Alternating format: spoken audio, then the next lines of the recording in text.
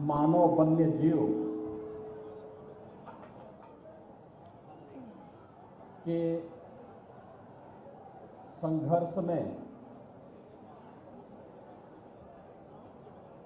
जंगली जानवर भेड़िया के द्वारा शिकार हुए परिवारजनों के सदस्यों से मुलाकात करने, पीड़ित परिवारों के प्रति अपनी संवेदना व्यक्त करने के लिए आज मैं यहां पर आया हूं। मेरे साथ यहां पर हैं उत्तर प्रदेश के पर्यावरण और वन मंत्री डॉक्टर अरुण कुमार सक्सेना जी, इस क्षेत्र के सांसद श्री करण भूषण जी,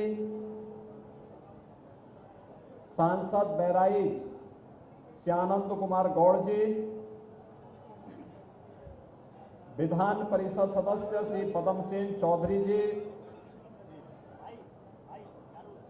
विधान परिषद सदस्य डॉक्टर प्रज्ञा त्रिपाठी जी,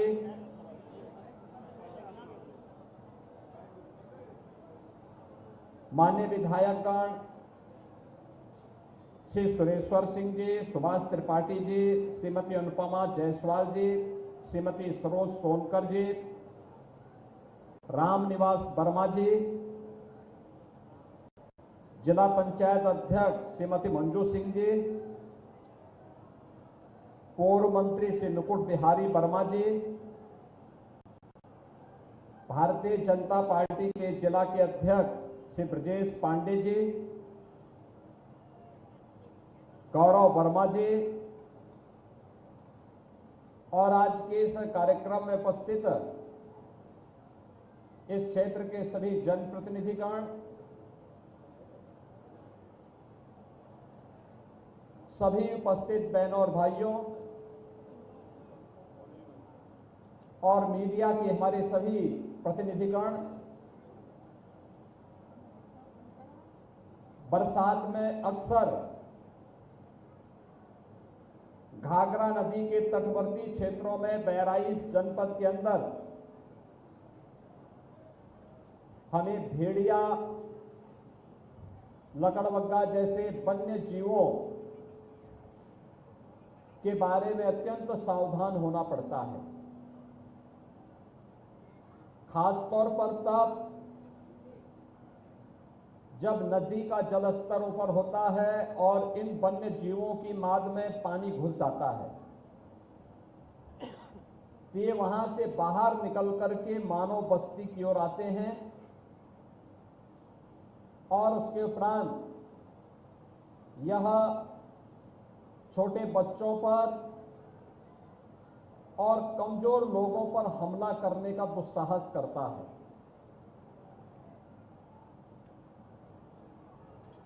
हमारी सरकार ने मानव वन्य जीव संघर्ष को आपदा की श्रेणी में रख करके ऐसे पीड़ित परिवारों को सरकार की सहायता के दायरे में लाया है और उन परिवारों को जो अपने परिवार के सदस्य को खोए हैं, उन्हें हम सरकार की तरफ से 5 लाख रुपए की सहायता देते हैं। ऐसे वन्य जीवों से बचाव के लिए प्रभावी कदम भी उठाए जाते हैं। घायलों का उपचार और उन्हें भी आर्थिक सहायता प्रदान की जाती है। यहां पर पिछले कुछ दिनों से यह आतंक हम सबको देखने को मिला है और खासतौर पर हम लोगों ने इस चीज को यहां पर देखा है कि लगातार जैसे जैसे यह जलस्तर घाघरा और सरयू जी का बढ़ता गया, तो 9 और 10 सितंबर की रात्रि से प्रारंभ होता है और पिछले 15-20 दिनों से लगातार इस क्षेत्र में भय और दहशत का माहौल है। यद्यपि सरकार ने इस पूरे क्षेत्र में 21 टास्क फोर्स गठित की है। 21 टास्क फोर्स में ग्राम रोजगार सेवक, पंचायत सहायक, सफाई कर्मचारी, ग्राम पंचायत सचिव, सहायक विकास अधिकारी और ग्राम चौकीदार आदि की सहायता से यह टास्क फोर्स गांवों में जन जागरण के साथ साथ वन्य जीवों से बचाव के बारे में आवश्यक उपाय करने का कार्य कर रही है। वन विभाग के द्वारा भी 6 टीमें यहां पर वरिष्ठ अधिकारियों के नेतृत्व में गठित की है और विद्युत विभाग के द्वारा, पुलिस विभाग के द्वारा भी लगातार यहां पर कार्य किया जा रहा है। पेट्रोलिंग को बढ़ाया गया है। यहां पर 1437 LED street light, 660 street light, 91 solar light इस क्षेत्र में लगाई गई हैं। इस सब के बावजूद हमें 4 ऐसे बच्चों को खोना पड़ा है जो इस दुर्दांत हमले में अलग अलग घटना के शिकार हुए हैं। केसरगंज की मझरा तोकली में ज्योति नाम की एक बच्ची को, महसी में भोरी की कुमारी संध्या पुत्री दिनेश को, केसरगंज के अंकेश पुत्र रक्षाराम को और केसरगंज में ही मझरा तोकली में सोनी पुत्री बाबूलाल, इन 4 बच्चों को हमें खोना पड़ा है। 16 लोग अब तक इस भेड़िए के हमले से घायल हुए हैं, जिनमें केसरगंज के मझरा तोकली से श्रीमती शिवरानी पत्री राजीराम, केसरगंज के मझरा तोकली से श्रीमती श्यामरती देवी पत्नी राम कुमार, मझरा तोकली से ही श्री मदन पुत्र रामधनी, नंदवल से श्रीमती चंद्रिका पत्नी भगवती, मझरा तोकली के हरदेई पत्नी रामनरेश, मझरा तोकली के मनीषा पुत्री निरंकार निषाद, मझरा तोकली की अंजलि पुत्री राम मनोरथ और मझरा तोकली की पृथ्वीनाथ पुत्र जगदीश प्रसाद, मझरा तोकली के सूरजलाल पुत्र गणपत, मझरा तोकली की राजाराम पुत्र त्रिवेणी, मझरा तोकली की सीताबी पत्नी शिव प्रसाद, मझरा तोकली की श्रीमती संजू देवी पत्नी गंगा सागर, मझरा तोकली की प्रिंसु पुत्र शोभाराम, मझरा तोकली की अनिकेश पुत्र विजय कुमार, मझरा तोकली की सावित्री पत्नी मनोमान और मझरा तोकली की हरिश्चंद्र पुत्र दुजई। यानी एक ही गांव मझरा तोकली में लगातार भेड़िया ने हमला किया है, कई लोगों को घायल किया है। मृतक बच्चों के परिवारजनों को 5-5 लाख रुपए की सहायता दी है और मैंने अभी प्रशासन से कहा है कि जिनके पास पक्का मकान नहीं है उनको तत्काल एक पक्का मकान दें और जिनके पास मकान है लेकिन दरवाजा नहीं है वहां तत्काल सरकार की ओर से दरवाजा लगवाने की व्यवस्था भी उनके लिए करवाएं। जिनके घरों में अभी शौचालय नहीं बन पाया है, उन लोगों के घरों में तत्काल शौचालय का निर्माण करें।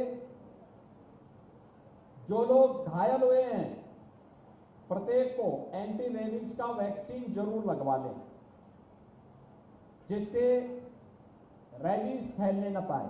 क्योंकि हर वन्य जीव में, हर जीव में याद रखना कि उसके काटने से रेबीज फैलने का खतरा रहता है और यह जानलेवा होता है। हर हाल में उसका वैक्सीन इन्हें उपलब्ध करवा दें और सब पे जरूर लगवा लें। और बाकी जिन भी परिवारों के पास अपने मकान नहीं हैं, पक्के दरवाजे नहीं हैं, अभियान चला करके उनके दरवाजों को लगवाने, जिनके घर में शौचालय नहीं उन्हें शौचालय बनवाने, लाइटिंग की व्यवस्था करने, पीड़ित परिवारों को हरसंभव सहायता करने के साथ ही भेड़िया पकड़ में आता है ठीक है, नहीं तो वन विभाग की टीम शूटर बुला करके उसको मारने की कार्रवाई भी करे। कोई इसमें किसी भी प्रकार से हमें प्रयास होना चाहिए कि जिंदा पकड़ा जाए, लेकिन अगर जिंदा पकड़ में नहीं आता है तो उसको जिस भी रूप में है, लेकिन यहाँ के लोगों को उससे मुक्ति मिलनी चाहिए।